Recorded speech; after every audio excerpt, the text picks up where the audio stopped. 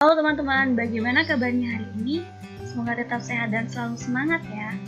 Teman-teman, di video kali ini saya akan membahas mengenai penyakit meningitis, yang merupakan salah satu penyakit yang menyerang sistem saraf pusat. Udah tahu belum apa itu penyakit meningitis? Kalau belum tahu, simak videonya sampai akhir ya. Apa itu meningitis?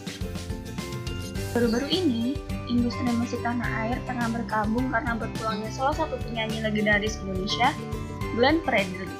Penyanyi yang memiliki suara emas dari surga itu meninggal dikarenakan penyakit meningitis. Di Indonesia sendiri, menurut data Kementerian Kesehatan tahun 2010, jumlah kasus meningitis mencapai 19.381 pasien, yang terdiri atas 12.010 laki-laki dan 7.371 perempuan. Dilaporkan pasien meninggal dunia sebesar 1.025 orang. Meningitis atau radang selaput otak merupakan jenis peradangan yang terjadi pada membran yang menghubungi otak dan sumsum tulang belakang yang disebabkan oleh bakteri, virus, jamur, dan parasit. Sebelum membahas lebih jauh tentang meningitis, sudah tahu belum bagaimana anatomi dari otak?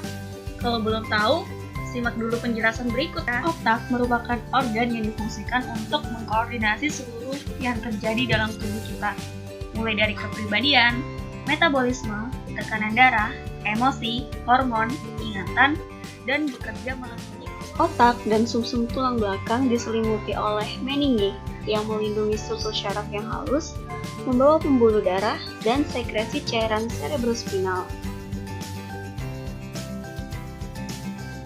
Meninge terdiri atas 3 lapisan, diantaranya yaitu durameter yang merupakan lapisan terluar dari meninge, arkanoid yang disebut juga sebagai selaput otak yang merupakan selaput halus yang memisahkan durameter dengan diameter, dan lapisan terakhir yaitu lapisan diameter yang merupakan selaput halus yang kaya akan pembuluh darah kecil. Nah, sudah tahu kan tentang meninge ya? Selanjutnya, kita akan bahas lebih lanjut mengenai penyakit meningitis. Meningitis memiliki 4 jenis yang dibagi berdasarkan pada penyebabnya, yaitu meningitis bakterialis, meningitis virus, meningitis jamur, dan meningitis parasit. Meningitis bakterialis disebabkan oleh bakteri yang dapat menular. Meningitis yang disebabkan oleh bakteri berakibat lebih fatal dibandingkan meningitis penyebab lain. Hal ini dikarenakan mekanisme kerusakan dan gangguan otak yang disebabkan oleh bakteri maupun produk bakteri lebih berat. Meningitis ini umumnya berkembang saat bakteri memasuki aliran darah dan berpindah ke otak serta sumsum tulang. Bakteri yang menyebabkan meningitis ini diantaranya yaitu Streptococcus pneumonia, Neisseria meningitidis, Haemophilus influenza, Listeria monocytogenes. Bakteri tersebut dapat menular dari orang ke orang melalui batuk, bersin, dan kontak fisik lain yang memungkinkan perpindahan dari air liur. Meningitis virus.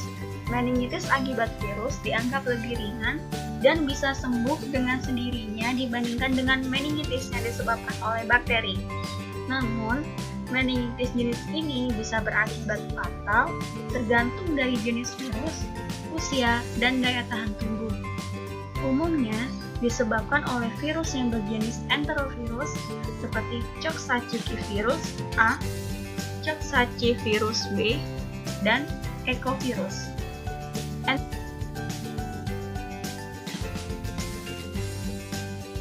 Virus dapat menyebar melalui sekresi mata, hidung, mulut, atau cairan lainnya. Meningitis jamur. Meningitis ini biasanya disebabkan oleh infeksi jamur dari genus Cryptococcus, oleh spora jamur dari tanah atau kotoran burung dan kelelawar yang telah terkontaminasi dan terhirup oleh tubuh.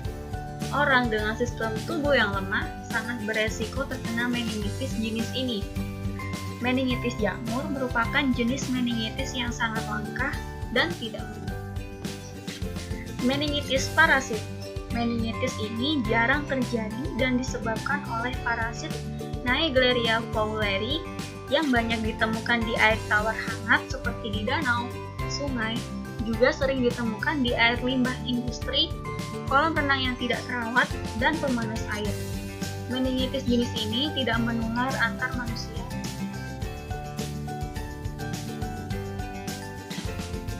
Gejala umum dari meningitis yaitu ditandai dengan adanya gejala-gejala seperti sakit kepala hebat, demam, mual, muntah, fotofobis, kaku kuduk, dan gangguan neurologis.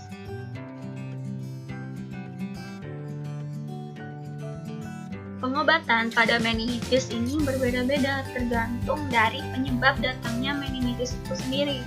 Untuk infeksi virus, dokter akan mengobati gejala dan menunggu infeksi sembuh dengan sendirinya. Untuk infeksi bakteri, perlu perawatan di rumah sakit dan dapat diobati dengan antibiotik yang disuntikan ke dalam infus. Meningitis jamur diobati dengan obat anti jamur dan meningitis parasit diobati dengan obat anti parasit. Pencegahan penyakit meningitis dapat dilakukan melalui pemberian vaksinasi, kemoprofilaksis, dan komunikasi resiko. Nah, udah tahu kan mengenai meningitis? Selanjutnya ada soal yang harus kamu jawab nih untuk lebih memperdalam pengetahuan kamu tentang meningitis. Apakah meningitis dapat menular? Waktu kamu untuk berpikir dimulai dari sekarang.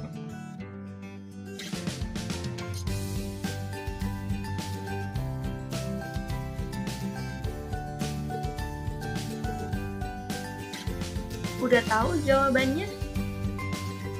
Jadi, meningitis dapat menular jika yang menginfeksi adalah bakteri. Jadi gimana? Udah tahu kan tentang penyakit meningitis?